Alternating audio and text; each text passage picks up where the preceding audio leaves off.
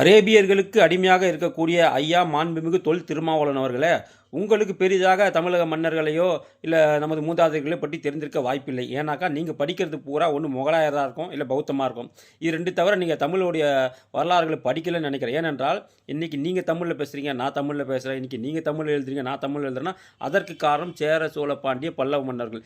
இவர்கள் அவர்களது கல்வெட்டுகளில் நமது பிராமி மொழி, அதாவது தமிழ் மொழிக்கு முந்தைய எழுத்துக்கள், பிராமி எழுத்துக்களை எழுதலைன்னு சொன்னாக்கா இனி தமிழ் எழுத்துக்கள் கிடையாது.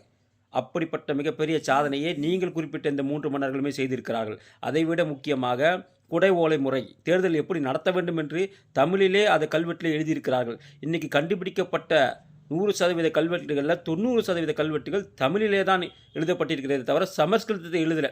இந்த ஒரு பேசிக் நாலேஜ் கூட உங்களுக்கு இல்லை என்ற போது ரொம்ப வருத்தமாக இருக்கிறது.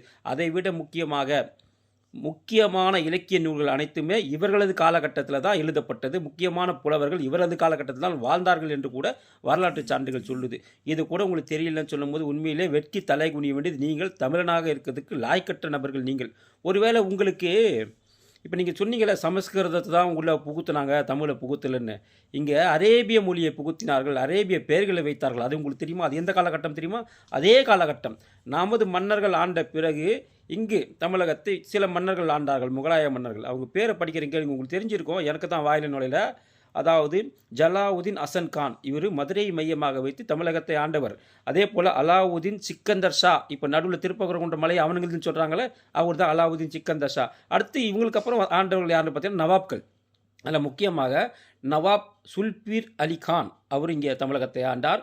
நவாப் தாவூத் கான், அவரும் தமிழகத்தை ஆண்டார். நவாப் முகமது சதத்துல்லா கான், அவரும் தமிழகத்தை ஆண்டார்.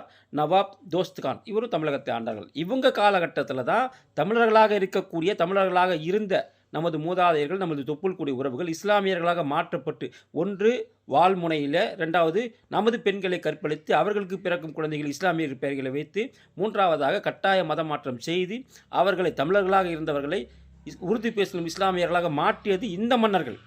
இவர்களை பற்றி பேச வக்கு இல்லை. நீ நேராக எங்களோட தமிழ் மன்னர்களை பற்றி பேசுகிறேன்னு சொன்னாக்கா, தமிழகத்தில் இருப்பதற்கு லாயக்கட்ட ஒரு தமிழன் இருக்கிறான் என்று சொன்னால் அது உங்களுக்குத்தான் பொருந்துமே தவிர ஒரு யாருக்குமே பொருந்தாது. தயவு செய்து திருமாவளவன் அவர்களே, நமது தமிழ் மன்னர்களை இழிவுபடுத்துவதை நிறுத்திக் கொள்ளுங்கள். நீங்கள் இருப்பது தமிழ்நாட்டில், நீங்கள் பேசுவது தமிழ் மொழி. இவர்களது காலகட்டத்தில் தான் இலக்கியம் தலை தூங்கியது. இவர்கள் காலகட்டத்தில் அண்டை நாடுகளில் தமிழ் பரவியது. இன்றைக்கி ராஜராஜ சோழனும் ராஜேந்திர சோழனும் இல்லை என்று சொன்னால், அவர்கள் அண்டை நாடுகளை கைப்பற்றவில்லை என்று சொன்னால் தமிழ் மொழி அண்டை நாடுகளுக்கு போயிருக்காது. அதே போல் வாணிபம் மூலம், கப்பல் வாணிபம் மூலம் அவர்கள் அண்டை நாடுகளுக்கு சென்றது விளைவாகத்தான் இன்றைக்கி சிங்கப்பூர், மலேசியா போன்ற நாடுகள்லாம் கூட இன்றைக்கி தமிழ் மொழி இருக்குதுன்னு சொன்னாக்கா அதற்கு காரணம் நமது சேர சோழ பாண்டியர்கள்.